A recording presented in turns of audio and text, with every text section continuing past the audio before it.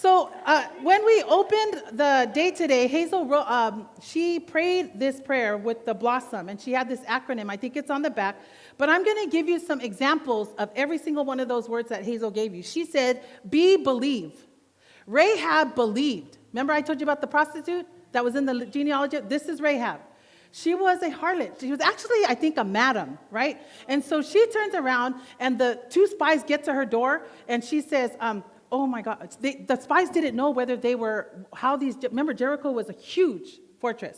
No cannon, you'd need a lot of artillery, you need a lot of ammunition, right? But you know how God had the walls come down. They just marched in worship. God fought the battle, right? So they get to Rahab's place, and the spies go, we want to know what's the feel, what's going on over here in Jericho. Give us the 411, right? And then Rahab goes, we're trembling with fear. And they go, really? Why? And they go, we heard what your God did for you. We heard that God parted the Red Sea, that he took out Pharaoh, he took out Pharaoh's army, and that he's after us. And this wall means nothing if your God is going to fight for you. That's what she was saying, Rahab the harlot. But she didn't just say it. She actually believed it. You know why she believed it? Because her actions that follow show you that she did, and it saved her whole household. Amen? You can say amen. Yeah. So she believed. That's the B. The L for love. Mary Magdalene was delivered from Jesus of 7 demons. 7 is the number of perfection and completion, right?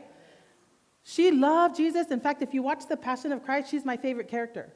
You'll never hear her because she doesn't speak. She doesn't have a speaking line, I think. But if you watch her, you see that she is wholeheartedly in love with Jesus, no matter what he does. Oh, obey Ruth. Ruth obeyed the God that she saw through her mother-in-law, her bitter mother-in-law. Mother-in-laws, if you're in here, you just love God and let God do the rest, right?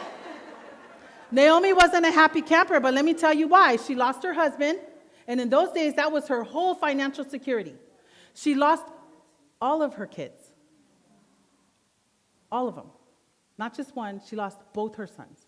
So you could see why she was bitter, but somewhere in that bitterness, Naomi must have did something, because this pagan of a daughter-in-law wanted to follow her she didn't even know where she was going.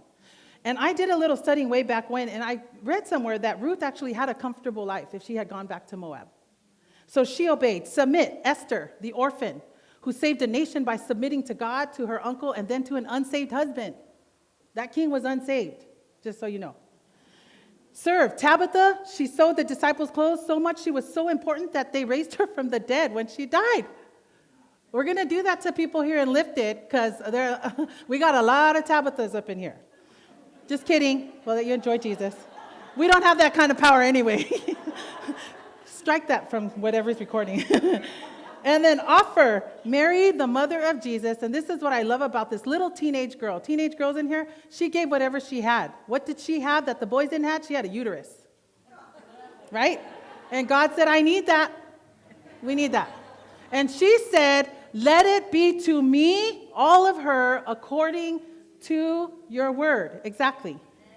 And then M, make Martha. Don't you love Martha?